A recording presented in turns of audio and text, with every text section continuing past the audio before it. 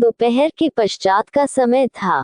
महाभारत के रचयिता वेद व्यास जी ब्रह्म नदी के तट पर बड़े ही उदास, बड़े ही खिन्न बैठे हुए थे। नदी कल कल स्वरों से बह रही थी। सामने पर्वत की चोटी पर बिछी हुई बर्फ के ऊपर सूर्य की सुनहरी किरणें खेल रही थी।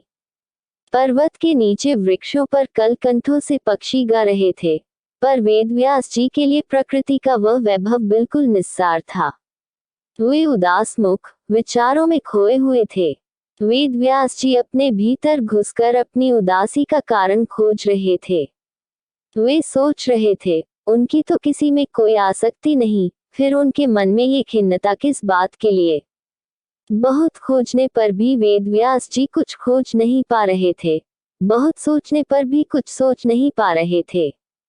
आखिर उन्होंने सोचा, मन की यह उदासी इस तरह तो दूर होने वाली नहीं, इसे दूर करने के लिए आसन लगाकर बैठ गए। उन्होंने ध्यान में नेत्र बंद कर लिए। कितने क्षण बीत पाए थे कुछ कहा नहीं जा सकता। सहसा नारद वीणा के तारों पर मधुर स्वर लहरी में प्रभु की प्रार्थना का गान करने लगे। वेद व्यास का ध्यान टूट गया। उन्होंने नेत्र खोलकर देखा, वीणा बजाते हुए महर्षि नारद खड़े थे। वेद व्यास ने उठकर नारद को प्रणाम किया, उन्हें बैठने के लिए आसन प्रदान किया। नारद जी ने आसन पर बैठते हुए वेदव्यास की ओर देखा और देखते ही देखते प्रश्न किया, वेदव्यास जी, आपके मुखमंडल पर यह उदासी क्यों? लगता है आप अत्यधिक चिंतित हैं। वेदव्यास जी ने निश्वास छोड़ते हुए कहा, हाँ महर्षि, मैं उदास हूँ, बहुत ही चिंतित हूँ। नारद जी ने रहस्यमयी दृष्टि से व्यास की ओर देखते हुए पुनः कहा, उदासी और चिंता का कारण?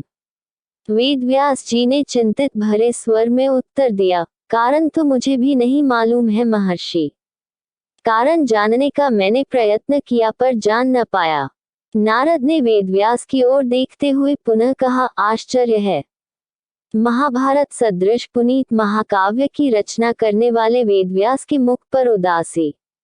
वेदव्यास जी, आपके द्वारा रचित महाभारत को पक कोटि कोटि मनुष्य चिंताओं से मुक्त हो जाएंगे, पर आप स्वयं चिंताग्रस्त हो उठे हैं, ये कितने विस्मय की बात है। वेदव्यास जी ने सोचते हुए उत्तर दिया, हाँ महर्षि, मैंने महाभारत महाकाव्य की रचना की है। मैंने आजीवन सदाचरण किया है, पर फिर भी मैं चिंताग्रस्त हूँ। मेरी समझ में नहीं आ रहा है महामुने, मैं चिंताग्रस्त क्यों हूँ? नारद ने कहा, आपका महाभारत महाकाव्य हिंसा प्रतिहिंसा से भरा हुआ है। हो सकता है उसी हिंसा प्रतिहिंसा के कारण आपका मन खिन्न हो गया हो। वेदव्यास जी बोले, हो सकता है मेरी खिन्नता का कारण वही हो। मैं उसके लिए जप करूंगा नारद जी। नारद ने कहा, माता सरस्वती ने आपको ग्रंथ रचना के लिए भेजा है, जप के लिए नहीं। तप के द्वारा केवल आपका ही कल्याण होगा, पर ग्रंथ से कोटि कोटि मनुष्यों का कल्याण होगा। नारद जी की बात सुनकर वेदव्यास जी विचारों में उलझ गए। उन्होंने नारद की ओर देखते हुए कहा, ग्रंथ रचना तो मैं कर चुका महामुने। महाभारत से बढ़कर ग्रंथ मैं अब नहीं लिख सकता। नारद ने कहा, वेदव्यास जी, आपकी ग्रंथ रचना अभी अधूरी है। आपने महाभारत की रचना तो की, पर अभी तक महाभारत के सूत्रधार के चरित्र का गान नहीं किया। जब तक आप उसके चरित्र का गान नहीं करेंगे, आपकी ग्रंथ रचना अधूरी रहेगी। आपने उनके चरित्र का गान नहीं किया, यही आपकी उदासी का कारण भी है। ये सुनकर वेदव्यास जी विचारों की तरंगों में डूब गए।